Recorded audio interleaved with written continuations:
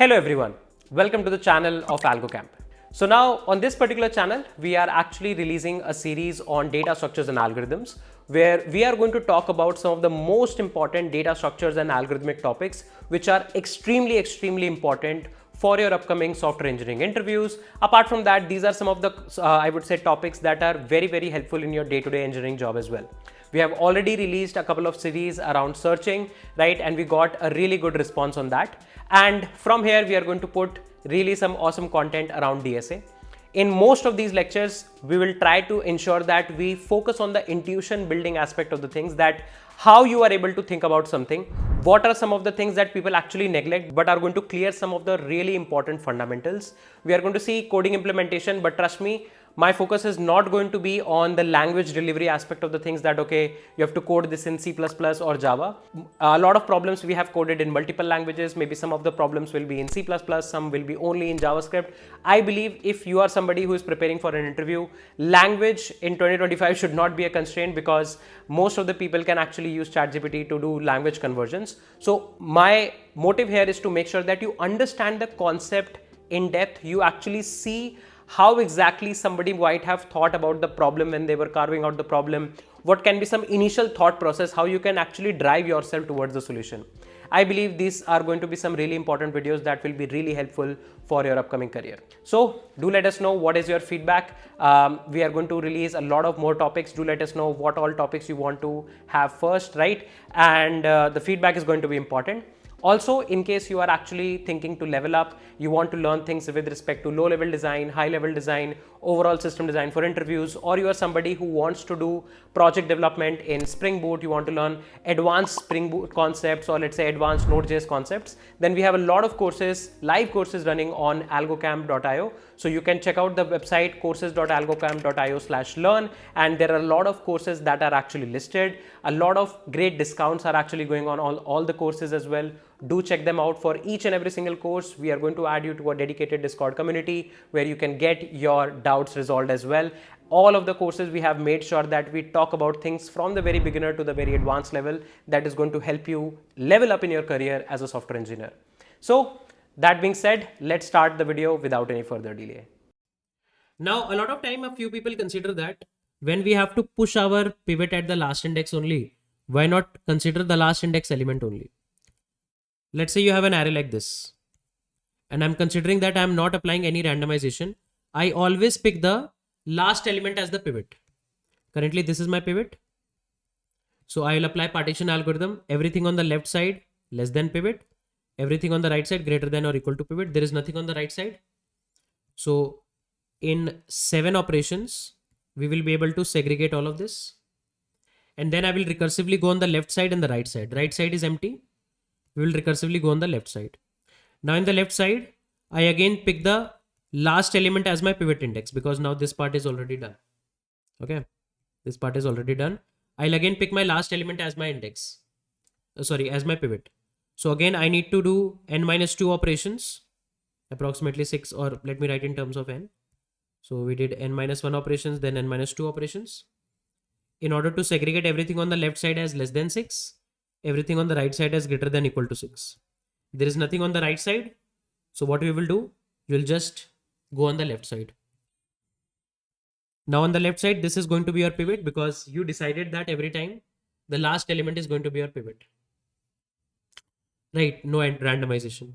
So again, you need n-3 operations to segregate everything, because your algorithm doesn't know that whether the array is already sorted. So every time it will apply partition in order of n time, and then go to the remaining array, which is approximately reducing by a linear length. So this sum of all of this complexity is going to be order of n square, right? So if you don't apply, let's say randomized quicksort, and you apply a normal quicksort where you select the pivot to be always a fixed element, let's say the last element, then for example in the sorted case, the last element can reduce the complexity to order of n square. Or let's say you always pick the middle element, and let's say due to the nature of the data, every time the middle element comes as the smallest or the largest element, then again you will getting order of n square. Now you might feel that with randomization or without randomization, both of the cases we are getting order of n square, then what is the help of randomization going to do? Now in randomization, I said that I pick the element randomly. And let's say there is a probability that every time you pick the smallest possible element or every time you pick the largest possible element.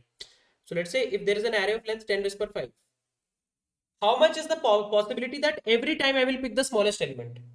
I am picking randomly and every time I will pick the smallest element. Can I say the probability is extremely less, extremely rare? The probability of picking the smallest element is 1 by 10 is per 5, like that's the only single element. And that too again and again is extremely less, right? Now in 10 is per 5 length is 1 by 10 is per 5 into 1 by 10 is per 4, 1 by 10 is per 3. That every time you pick that single element which is the smallest, this is going to be extremely rare, right? Now due to this rare, I would say, occasion, the complexity of randomized quicksort once in 1 lakh or very large number of combinations comes as order of n square. This time complexity analysis of randomized quicksort is something that we will do that will lead us to understand that the complexity is not going to be order of n square if we consider randomized indexes for the pivot. So before we start this particular video, I wanted to actually talk about a very small thing. So this video is going to actually help you understand a real system design interview scenario. We are going to try to mimic a 45 to 60 minute kind of like a round where we are going to solve a problem very similar to how you will solve a similar system design problem in this short time frame. Now, of course, when you work as a software engineer in a company, you have relatively larger amount of time and you can do a lot of more deep dives in even very small level features. But in an interview, the temperament is different, the approach is different, and a similar scenario is actually explained in this particular video. So do consume the content based on that.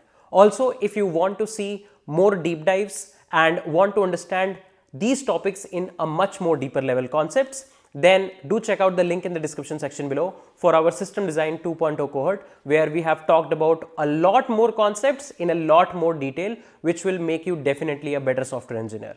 So let's just start the video. Now let's try to implement quicksort. Now because we already have our partition algorithm ready with us, I'll just copy paste all of this and make a new file quicksort.cpp. Right. I have my partition algorithm already present here, right? This partition algorithm also returns me the index on which I am actually partitioning, right? Like after this partition algorithm on the mth index, we will be having our pivot element. So we'll write a function void quicksort. We'll pass a vector.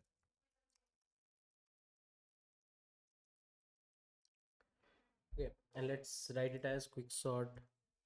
Okay. And then from this quicksort, I'm going to call a function void f that is going to take a vector of int and arr. It is going to take L and it is going to take R. That is the left and right bounds on which we have to actually apply quicksort. Okay, cool. Now, what we can say is that if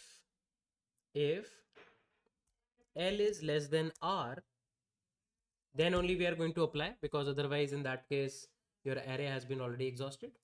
Okay, you will say int partition index is equals to, let's do the partition. Okay, so to do the partition, you will first of all get the random index. So you will get a random element and then you will do the partition.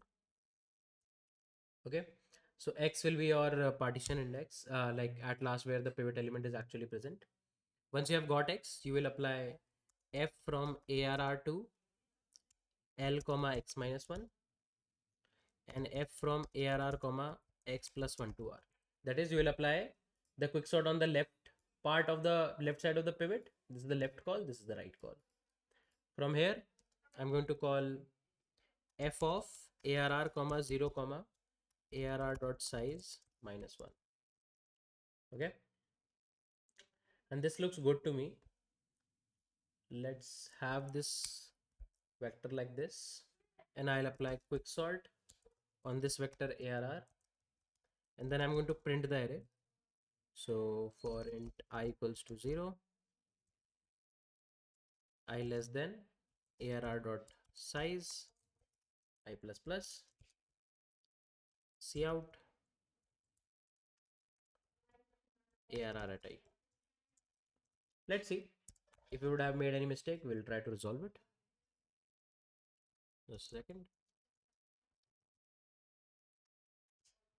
So let's try to run the code.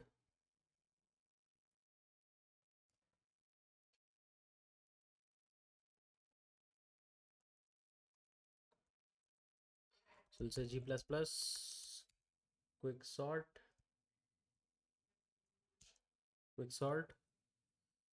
minus std is equals to c++ 14 minus o run dot slash run. Okay, minus 1 2 4 5 7 7 8 9 10 11.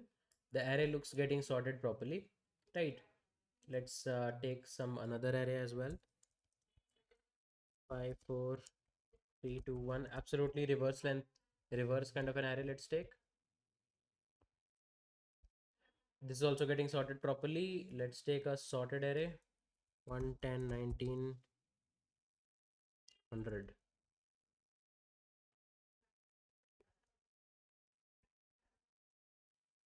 Already sorted array is also working absolutely fine. So that's how you can implement quicksort using randomized quicksort. Okay, so now I'm going to implement quicksort, right? In quicksort, I'm going to make a few changes. Here you can see in the partition algorithm, I'm storing L and R here. Instead of storing L and R here, I'm going to pass L and R in the range as a range in the function call only, so that this can become a generic partition algorithm. Instead of just always partitioning on the whole array, it can partition in a particular range, right? So when we have to call the partition algorithm, you have to call it based on the range. So let's say I will call it from ARR 0 to ARR dot length minus 1. If I run it, you can see it's working absolutely fine, right? Now I'm going to implement a function quicksort. So let's say function quicksort, right? It is going to take an array and I'm going to return a helper function. So I'll call a helper function f. So return f ARR comma L comma R, that is the range in which you are going to apply quicksort, and I'm going to return f of 0 comma ARR dot length minus 1. So you can directly call quicksort from here. You don't need pivot index now, right? And once the implementation is done, quicksort is going to give us this result, right? Okay, cool. Now what we can say is this should be function, this should be function, right? This should be function. We will say that if L becomes greater than R, greater than or equal to R, then we don't need to do anything. We will just return, because either the length of the array is 1 or you don't even have an array. Otherwise, what we are going to do, we are going to randomly pick a pivot. Now, how can you randomly pick a pivot? Now, in the range L to R, I have to randomly pick a pivot. So I will write a function pick random pivot, pick random pivot in the range L to R. Okay. So it is going to be very easy to do. It is going to be very easy to do. So in JavaScript, you have a random function. There is something called as math.random. Using math.random, you can generate random numbers. So I'm going to use the logic of math.random. So we'll say return math.random. Okay. If you will read about it, it gives you a random number in the range 0 to 1. What do you have to do? Let's say if you have to get a random number in the range, let's say 5 to 9, right? So what you have to do is you need to multiply it with R minus L, that is 9 minus 5, and then you need to add L to it. So let's see what will happen. If let's say you get a random number as 0.3, let's say you get something like 0.3. So with 0.3, you are going to multiply 9 minus 5. What is 9 minus 5? 4. And then you are going to add 5 to it. Let's see what happens. So 4 into 0.3, 0.3 into 4 gives you, sorry, 0.3 into 4 gives you 1.2. 1.2 plus 5 gives you what? 6.2, right? And if you just take a floor value of it, then this will become 6, right? So you got a random integer 6. So I'll just do math.floor. And just this simple function is going to give us a random pivot. So I'll say let pivot index is equals to pick random pivot from L to R. And then what I'm going to do, I'm going to call partition algorithm with the array with the pivot index and L comma R. Once the partition is done, I will apply quicksort on the left half, that is L comma pivot index. Okay. Now, before you apply quicksort, now what you need to do is at last on the I plus 1th index, the pivot will be present, right? So I will return I plus 1th index. Why do you need this I plus 1th index? Because on this I plus 1th index, at last your pivot is present, right? So I will get this, let m is equals to this. And now I will apply quicksort, because on the left part, if you want to get the left part, it is from L to m minus 1. And the right part is m plus 1 to r. That's it. If you try to run this algorithm, okay, it breaks. Let's see. So it says maximum call stack size exceeded. Let us see what is going wrong. Okay, my bad. The function name is f. Okay, the function name is f. And anything else that we are missing? In quicksort, I have passed array, and in f also I need to pass array. Okay, cool. If I run it, okay, cool. Still some issues. Let us see. So I passed the array. Okay, sorry, my bad. I missed the 0 here because f expects L and R, right? So let's run it now. Okay, so 1, 2, 3, 4, 5, 6, 8, 9. Okay, let's keep all sorted array. If you run it, everything is fine. Let's give a reverse sorted array. 5, 4, 3, 2, 1. Looks fine. Let's add a few more elements.